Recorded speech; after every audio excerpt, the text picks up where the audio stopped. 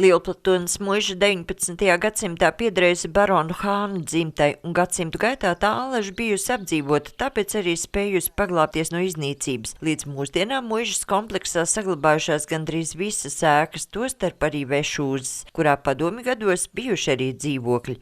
Priekšvēsture ir tāda, ka tas ir celts muižas laikos, tas ir 19. gadsimta otrā puse, kad šeit tā kā valdīja dzimta Hānu. Šis vešūzis patiesībā ir ne tikai muižu vēstures tāds kā atspulgs pagātnes, bet arī pašas cilvēces.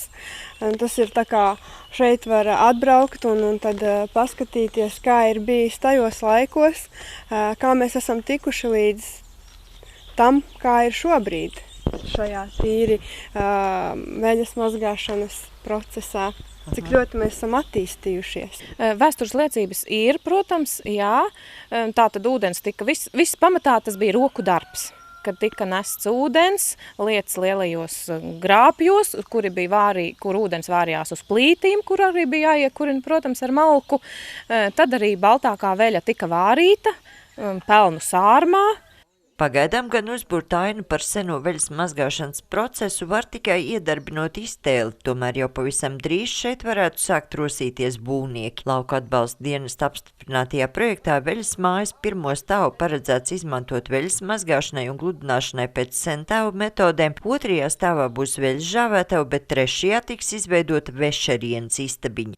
Tas noslēgums projektā ir paredzēts 2019.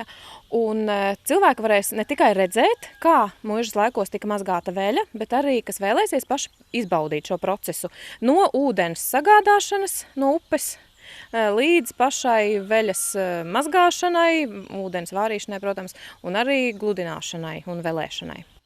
Ēkas būvprojekts izstrādāts 2016. gadā. Lauku atbalsta dienesta apstiprinātajā projektā tā īstenošanai paredzēti 45 000 eiro. Kopējās projekta izmaksas gan varētu būt krietni augstākas. Par līdzfinansējumu vešūža atjaunošanai Jelgavas novada deputāti lems jau tuvākajās domas sēdēs.